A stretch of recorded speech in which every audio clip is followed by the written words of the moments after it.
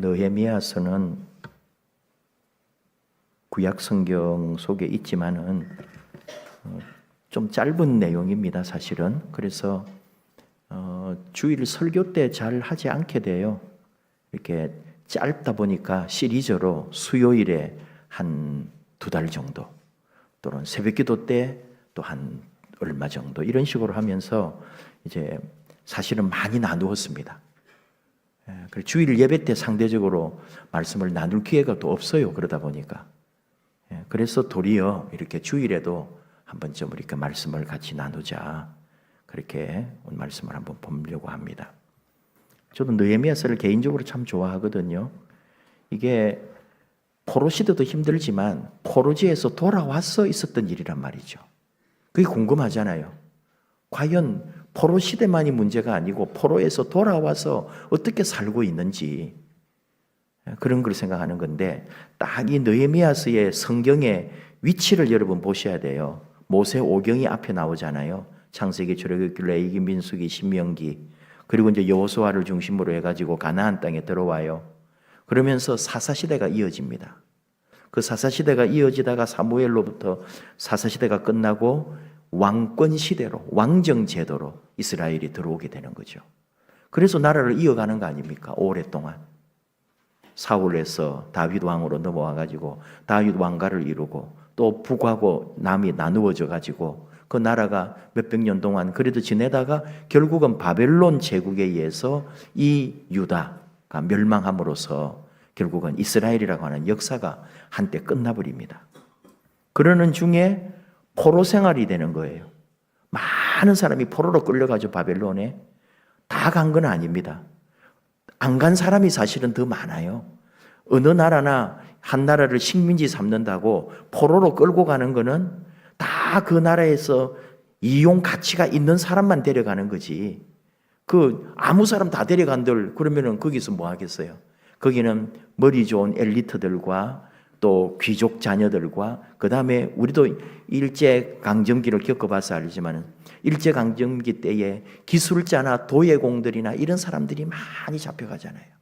그런 것처럼 다 식민지를 점령하면은 거기에 기술자들이나 재능 있는 사람들을 잡아가는 거라고요. 그러니까 유다도 마찬가지로 그렇게 포로가 많이 끌려간 거죠. 그리고 이제 70여 년 정도 있다가 돌아오는 거잖아요. 돌아와가지고 나라를 이루었는데 그 나라를 잘 했느냐, 과거를 반성하고 새롭게 그럼 했느냐, 그러지 않더라는 거죠. 반복돼요, 이게 역사가. 똑같아요. 처음에는 와 돌아왔다 했지만은, 돌아왔지만 얼마 되지 않아서 다 식어버리는 그 마음들이. 바벨론은 지금의 이라크입니다. 지금으로 말하면 이라크 지역이에요. 그런데 이제 바벨론도 영원했던 게 아니고, 그게 페르시아 제국이 일어나면서 바벨론이 페르시아에 의해서 멸망을 당하거든요. 그리고 그 페르시아 제국의 고레스, 우리가 너무나 많이 들어봤잖아요. 고레스가 왕이, 이제 이 페르시아 제국의 왕이, 이게 세계 역사에는 키루스라고 되어 있습니다.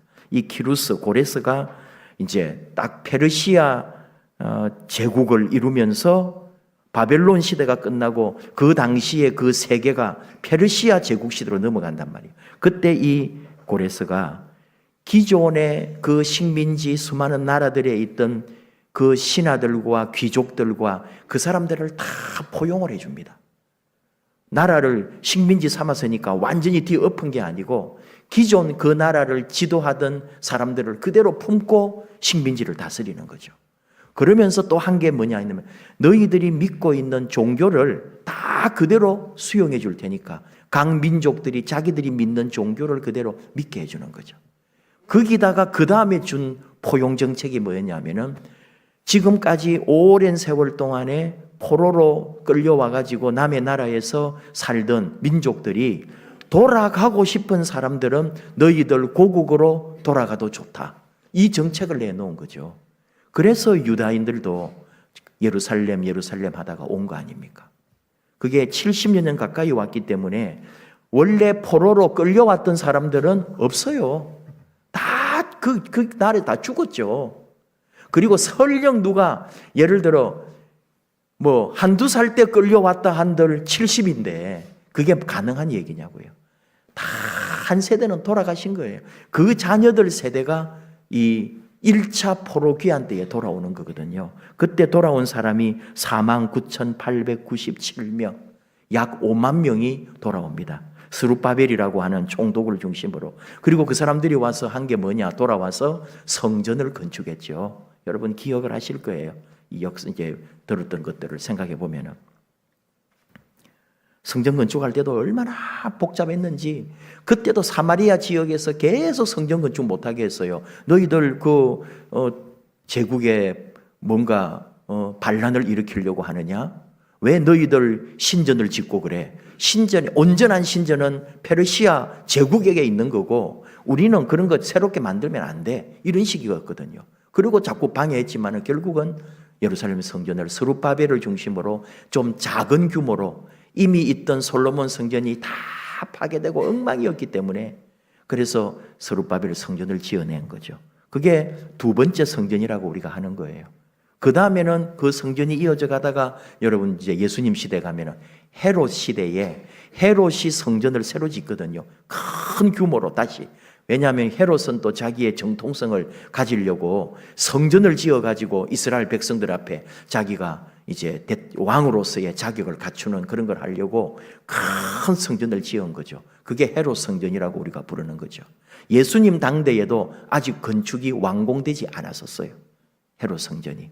그 이후에 이제 완공이 되어 가는 건데, 그러다가 결국은 또 그 성전도 어떻게 되는 거예요? 로마 시대가 되면서 로마의 식민지가 되고 무용지물의 성전이 되어버렸던 거죠. 그게 이제 이스라엘의 그런 건데, 돌아왔습니다. 그게 BC 537년 또는 BC 536년이라고 이제 우리는 말하는데, 돌아와가지고 그렇게 있었지만은 몰라요. 그 뭐 했는지. 그럼 또 그동안에 성전만 새로 건축했다는데 잘 몰라요. 80년 후에 에스라가 2차 귀환을 합니다. 그때 또 돌아오고 싶은 사람들이 모여서 스룹바벨이 온 지 80년 지나서 다시 또 한 팀이 온단 말이에요. 그때 돌아온 사람이 1754명이에요. 근데 거기는 여자와 아이가 빠졌기 때문에 어떤 사람은 5천여 명 되지 않았을까라고 학자들은 추측도 합니다. 그렇게 BC 458년에 돌아와가지고 에스라가 와서 보니까 포로지에서 돌아온 사람들과 기존 있던 그냥 그 살던 사람들하고 그냥 이거저거 섞여가지고, 그리고 스룹바벨이 와가지고 80년 전에 성전도 지었다 그러더니 성전 예배도 없고 아무런 것도 안 되고 있는 거예요. 그래서 에스라가 신앙 회복 운동, 성전 회복, 종교 개혁이라 할 만큼 백성들을 신앙으로 쫙 또 한번 이렇게 묶는 그런 일들이 에스라서가 있잖아요, 여러분. 에스라서에 나오는 내용들이죠. 그런 일들이 있었던 거예요. 포로지에서 돌아와가지고. 그리고 느헤미야는 그럼 뭐냐? 3차 포로들을 데리고 온 사람이에요. 그 에스라가 온 후에 14년 지나서, 그 여러분도 아는 것처럼 동생이 예루살렘에 갔다가 와가지고 말하는 거예요. 성벽이 다 부서져 있고 뭘 돌아가서 뭘 한다고 하는데 나라가 엉망이고 그걸 보고 왔는데 잠을 못 이루겠고 밥을 못 먹겠고 너무 괴롭다고 하니까 이 느헤미야가 그 말을 듣고는, 느헤미야로 말하면 얼마나 많은 시간이 지난 거 아닙니까? 포로로부터 약 90몇 년, 100년쯤 지난 거예요. 그러니까 거기서 태어난 사람이거든요.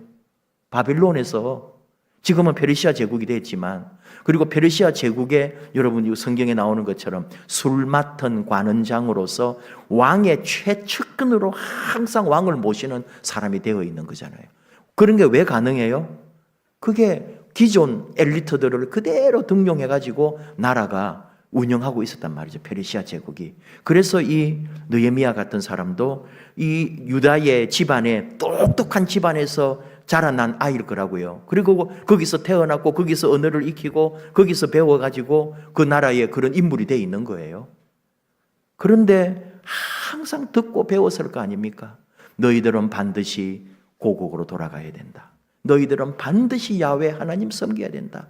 우리 민족은 하나님 택한 민족이다. 너희들 이곳에서 정착하지 말고 반드시 고향으로 예루살렘으로 돌아가라.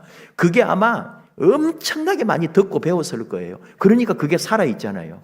그래서 느헤미야가 온 거예요. 왕에게 특별히 부탁해서 총독으로 임명을 받고 유다 총독으로 그리고 사람들 데리고 온 거예요. 느헤미야가 올 때는 몇 명이 왔는지는 기록이 없습니다. 그래서 느헤미야는 유다의 총독으로 온 거예요. 그리고 나라로부터 많은 돈과 어떤 이런 것들을 가지고 온 거죠. 그리고 성벽 공사를 한 거예요. 그래도 얼마나 많은 방해를 받았잖아요. 그 사마리아 쪽에서 또 그 사람들이 왜 식민지가 왜 저렇게 고쳐 뭐를 제국에게 잘 보이고 제국 잘 섬기면 되지 왜 너희들 나라를 자꾸 튼튼하게 하려고 저것들이 반란을 일으키려고 하나? 상소문까지 올린다니까요. 저 유다 느헤미야가 와서 이상하다. 나라에 막 이 성벽을 새로 쌓고 뭔가 바벨론 제국하고 한번 항전하려고 하는 것 같다고 상소문을 올리니까 거기서 또 알아보고 그러는 거예요. 제국에서. 근데 느헤미야가 왕의 명을 가지고 온 건데 결국은 해내잖아요. 52일 동안에 성벽 공사를 끝내요. 막 무너져 있는 거, 구멍 뚫린 거, 돌 깨진 거 그런 것들을 다 해가지고 예루살렘 성을 멋지게 만들죠. 거기까지가 오늘 이제 오늘 우리가 읽은 말씀 앞까지 내용이에요. 그랬는데 이 사람들이 백성들이 8장 오늘 1절 이스라엘 자손이 자기들의 성읍에 거주하다가 7째 달에 이르러 모든 백성이 일제히 수문 앞 광장에 모여 학사 에스라에게 여호와께서 이스라엘에게 명령하신 모세의 율법책을 가져오기를 청하고 그 율법책을 읽어달라고 하는 거예요. 백성들이 이게 이제 뭐냐 하면은 여러분 성벽 공사하고 또는 그 전에 벌써 에스라가 왔지만 14년 동안에 제대로 뭐가 된 게 없어요. 처음에는 막 신앙 회복 운동도 했지만은 또 다 사람들이 식어져 버린 거죠. 그러다가 성벽 공사를 딱 해내는 걸 보고는 사람들이 용기를 얻고 힘을 얻고 다시 하나님 앞으로 돌아가려고. 이게 사실은 연결은 안 된 거예요. 성벽 공사 잘했다. 와, 됐다. 이제 우리나라 좋아졌다. 그런데 갑자기 백성들이 하나님의 말씀을 들려주십시오. 이렇게 되는 거예요. 그러니까 이게 우리 삶하고 적용하면 이런 거예요. 살 만큼 살게 되었을 때. 여러분, 너무 적나라한 얘기인지 모르지만 아파트 다 오랫동안 10수년 동안에 모든 대출 다 갚아내고 뭐 예를 들어 자녀들이 결혼도 하고 이제 다 출가도 하고 뭔가가 이제 삶이 좀 안정이 되고 숨이 탁 쉬어지고 이럴 때 여러분 과연 어때 했을까요? 와, 이제 됐다. 이제 걱정 들었다. 이제 뭔가 삶이 좀 시원하다. 여행 가자. 그러지 않으셨어요? 세계 여행도 좀 하고 이제 좀 쉬고 좀 골프도 좀 배우고 이제 좀 제대로 한번 놀아보자 이제. 이렇게 된단 말이에요. 근데 이스라엘 백성들은 여호와의 말씀을 듣고 싶습니다. 여호와의 율법을 들려주십시오. 진짜 신앙의 회복이 일어난 거예요. 그리고 말씀 듣기를 원하고 백성들이 자발적으로 몰려들어서 그 수문, 이게 예루살렘 성에는 문이 많이 있잖아요. 어문, 분문, 수문, 양문 해가지고 다 각양각색의 종류별로 문이 있었어요. 왕이 다니는 문이 있고 그 수문, 그런 것 중에 하나의 수문. 여기가 아마 넓고 아마 공간이 좋았겠죠. 그러니까 백성들이 모여가지고 또 자기들이 공사한 거 아닙니까? 그리고는 율법책을 읽어달라고. 이게 신앙의 회복. 이게 자기들 마음이냐 이거죠. 우리 주제와 맞추어 보면은 성령의 능력으로. 성령님이 백성들의 마음을 흔드는 거예요. 이제 너희들 살만하고 이 성벽이 이루어져 가지고 든든해졌다고 뭐 교만하거나 어디 뭐 제국하고 싸우는 그런 게 아니라 하나님 앞에 자기들이 일어나고 하나님 앞에 서려고 했다는 것. 우리 삶이 뭔가 내가 이제 되었다. 나 살만해졌다. 이제 한시름 놓았다 할 때 그것이 엉뚱한 게 아니고 주여 감사합니다. 주님 앞에 내가 이제 제대로 그동안 놓쳐버렸던 신앙, 그동안 내가 잊어버렸던 이 믿음을 다시 회복하는 기회로 깨달을 수 있다면 그게 바로 성령님이 우리와 함께 하시는 은혜가 되겠죠. 내적으로 여러분, 교회도 그렇지 않아요? 교회가 뭔가 많은 교회들이 건축을 하고 빚을 지고 있다가 그 빚을 다 갚아내고 그러면은 그제야 더 잘하려고 해야 되는데 뭔가를 다 이루고 나면 교회도 그날부터 이제 쇠퇴하기 시작하는 거예요. 우리가 다시 생각하면은 내적 신앙으로 우리가 연합하고 다시 일어나는 게 중요하다. 교회 커지고 사람 많아지는 게 아니고 내 안에 성령님으로 변화되어가는 우리가 더 소중하다는 것을 다시 한번 우리는 기억을 하는 거죠.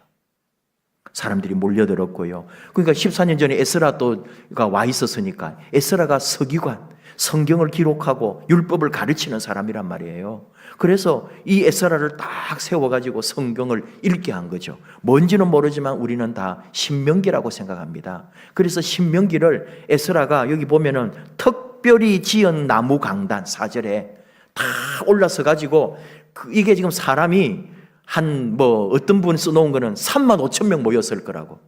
그 정도 추측을 해보는 거예요. 엄청난 사람이 모였으니까 앞에서 아무리 크게 소리 질러도 안 들려요.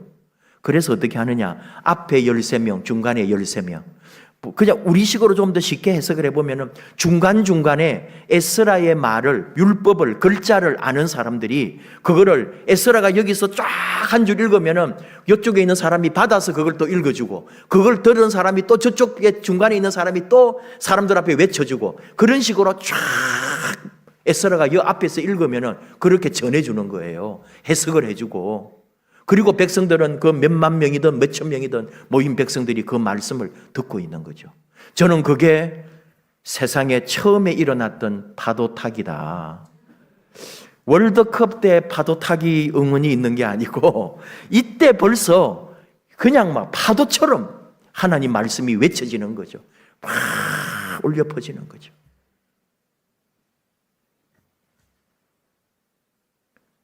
그래서 이 사람들이 모여가지고 이렇게 하면서 이게 이제 2절에 7째 달 초하루에 왜 모였냐. 이게 이스라엘에 있어서 정월 첫날이에요.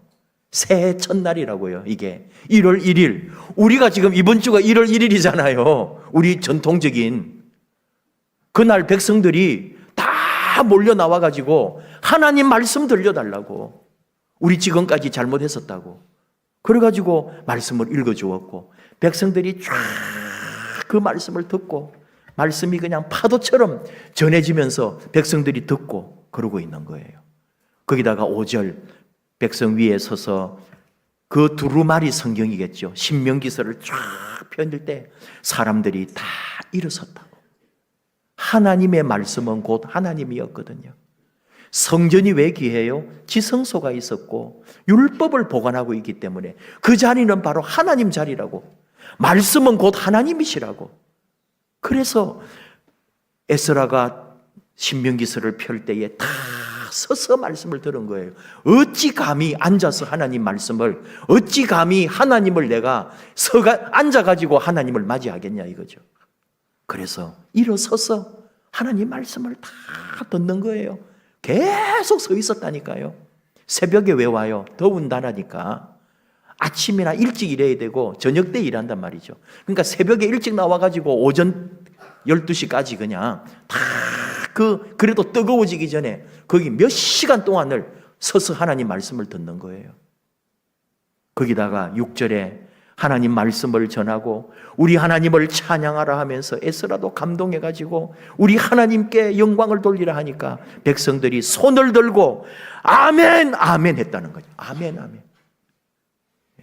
부흥 강사님들이 흉내를 내가지고 아멘 하니까 한 번 하면 안 된다고.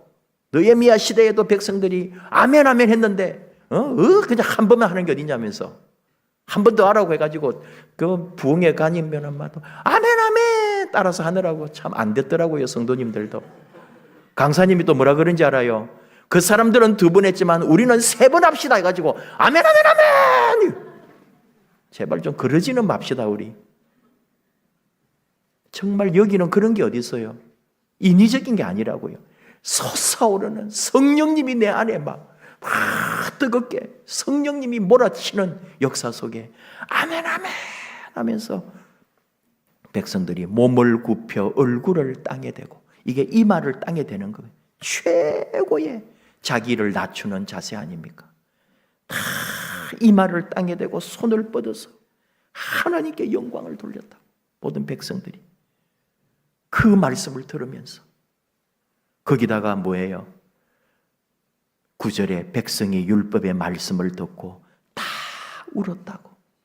이게 회개잖아요.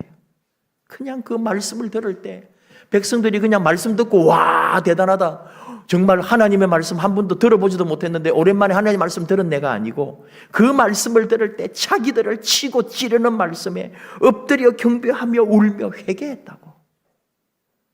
그러니까 에스라와 느헤미야와 이 사람들이 오늘 울지 말라고, 오늘은 하나님 주신 복된 날 아니냐, 이렇게 새해 첫날 하나님이 주시는 성일이고 하나님이 오늘 우리에게 이런 큰 은혜를 주셨는데 슬퍼하거나 울지 마시오 하면서 오늘은 잘 먹고 우리 같이 잔치하자고. 그래서 지금 여기 막 준비해 또 해놓은 거죠. 같이 먹고 마시고 서로 어울려져서 백성들이 잔치하면서 하나님께 영광을 돌렸다.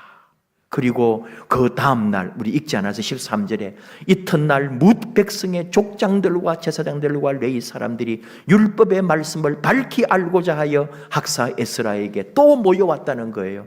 그리고 율법에 기록된 바를 하면서 우리가 일곱째 달 절기에 초막에서 거할지니라 했는데 그것도 지키지 않았었네요 하면서 이 사람들이 초막절을 지켜요.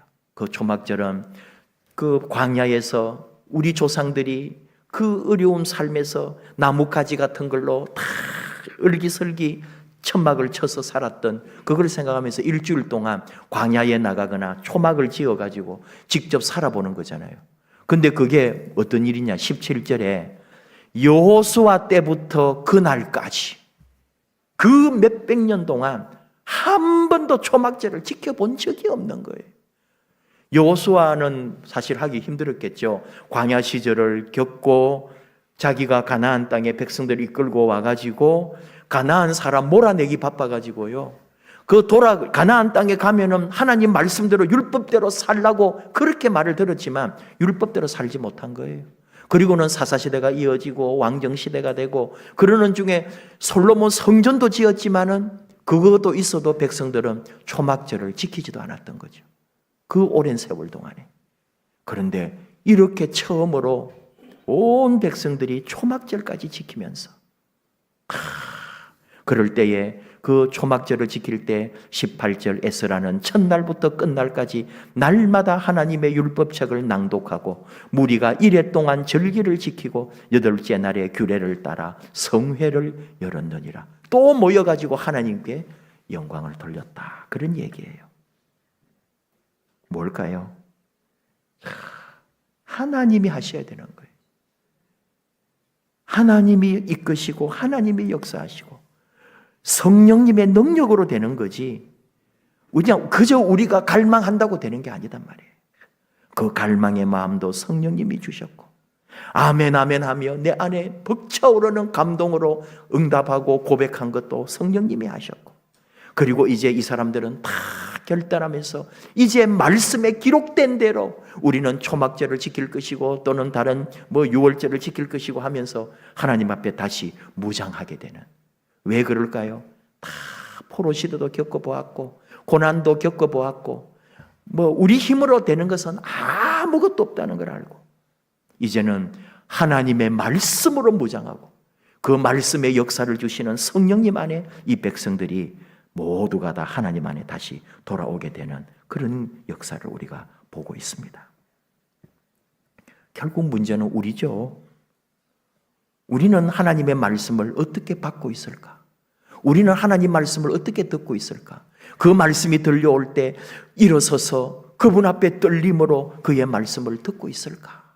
그것이 꼭 설교가 아니라 내가 묵상하고 내가 하나님 말씀 앞에 내가 하나님의 말씀을 듣거나 읽을 때 그 자세, 쿰란 공동체를 통해서 배운 것은 그 사람들은 성경을 베꼈을 때에 여호와 야훼라는 말이 나오면은 감히 그 떨며 다시 목욕 재개하고 그 부분을 야훼라고도 못 쓰고 아도나이라고 쓰면서 또 그 다음에 야훼가 나오면은 또 목욕을 하고 또 그 글을 썼다는 거 아닙니까? 하나님 말씀, 하나님이라는 그 이름조차도 내 입에 감히 담을 수가 없을 만큼 그분 앞에는 떨며 두려워하며 일어서서 말씀을 받았던 사람들. 성령의 능력으로 교회를 부흥하고 성령의 능력으로 새로운 우리의 어떤 것을 계획할 때에 그것이 단순히 성령님이 그냥 어떻게 한다는 게 아니라 우리가 말씀과 함께 그 말씀을, 하나님 말씀을 듣고 하나님 말씀 앞에 순종하고 하나님 말씀 듣기를 사모하면서 그럴 때 성령님이 우리 가운데 역사하시고 그리고 내 삶은 변화되어 간다는 것을 말씀 앞에 회개하고 말씀 앞에 결단하고 그 말씀 앞에서 우리 하나님의 이름을 찬양하고 내게서 터져나오는 성령님이 주시는 감동, 아멘 아멘, 하나님 말씀 앞에 아멘 아멘 하는 우리의 이 믿음의 고백, 이 속에 성령님은 올 한 해 우리 가운데 역사하실 것을 믿습니다. 이렇게 이스라엘 백성들이 자기들의 그 날짜 1월 1일 그날에 모여서 말씀 듣기를 원했고 그 말씀을 들은 후에 바로 초막절을 행하면서 우리가 한 번도 지키지 못한 이 초막절을 말씀에 순종하여 지킵니다 하면서 나아갔던 그 모습들, 올 한 해 여러분 우리 어떤 것보다도 성령님의 능력으로라고 우리가 입으로 말했으니 그 성령님의 능력 가운데 있게 되는 길은 하나님의 말씀 앞에 있는 거다. 그 말씀을 받는 자세, 말씀을 듣는 자세, 말씀을 앞에 결단하고 사는 삶의 자세, 이것이 우리 안에 다시 회복되어서 2025년 다시 성령님의 능력으로 말씀 가운데 걸어가는, 그 말씀에 순종하는, 주여 내게 말씀하옵소서, 이 종이 듣겠나이다, 아멘 아멘 하면서 그리하여 하나님께는 영광되고 우리 삶에는 하나님 주시는 큰 은혜와 성령님이 이끄시는 능력이 우리 가운데 함께하기를 축복합니다. 우리 함께 찬양합시다. 주님 말씀하시며, 주의 말씀으로, 주가 말씀하시며 내가 나아가고 주가 말씀하시면 내가 그렇게 행하겠습니다.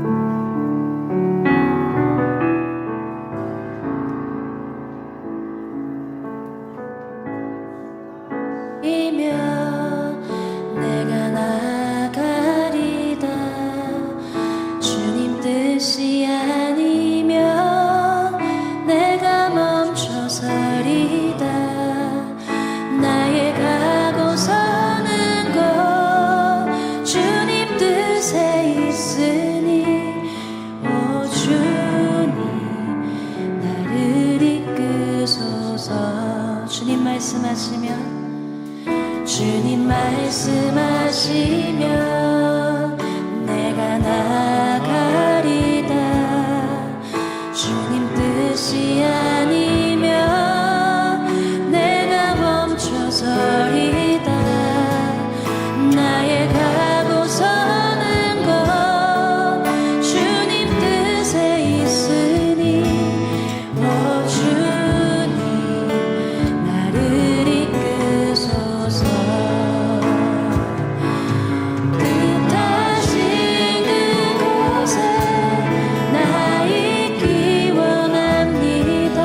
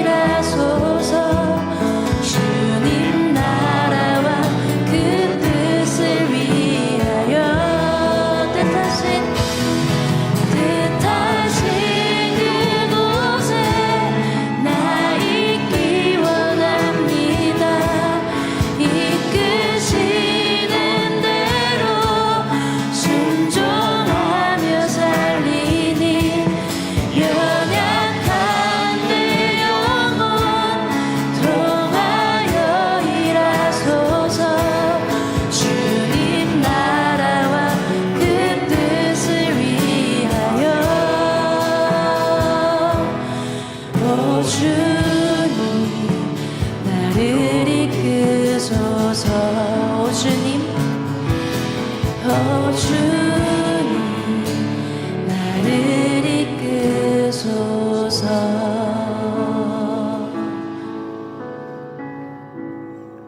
우리 함께 기도하십시다. 아버지 하나님, 올 한 해 아버지 말씀으로 이 길을 걸어가기를 원합니다. 성령님 도와주소서. 말씀 안에 서 있기를, 떨며 말씀을 받고 말씀을 묵상하며 말씀을 읽으며 그 말씀 따라 올 한 해 우리 삶을 걸어갈 수 있도록 성령님 말씀과 함께 우리 가운데 역사하여 주옵소서. 말씀 앞에서 회개하기 원합니다. 내 자신을 더 깊이 보기를 원합니다. 내 믿음을, 나의 헌신을 말씀 안에서 깨닫기 원합니다. 성령님, 그 은혜, 그 깨우침 주시옵소서. 그리하여 말씀으로 다시 무장하고 말씀으로 다시 일어나 하나님 주신 2025년 말씀으로 승리하는 복된 한 해 되게 하옵소서.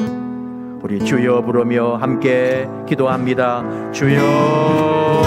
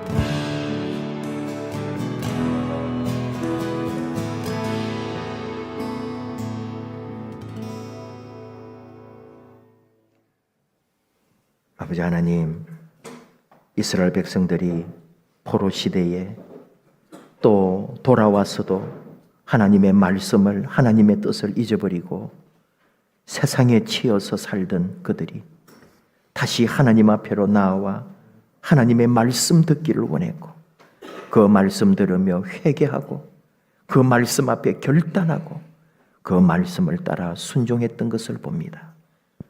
올 한 해 우리 삶이 그렇게 되기 원합니다. 백성들이 정월 첫날 하나님 앞에 말씀 앞에 서기를 원했던 것처럼 우리도 다시 시작하는 새해, 새날 다시 시작하는 2025년 하나님의 말씀 가운데 걸어가도록 그 말씀으로 모든 일 행할 수 있도록 성령님 우리와 함께하여 주시옵소서. 말씀 앞에 순종하고 말씀 앞에 결단하고 말씀 따라 살아가는 올 한 해 하나님 우리를 통하여 하나님의 영광이 드러나기를 원합니다. 올 한 해 하나님 손에 맡겨오니 매 순간마다 말씀하여 주시옵소서. 예수님 이름으로 기도하옵나이다. 아멘.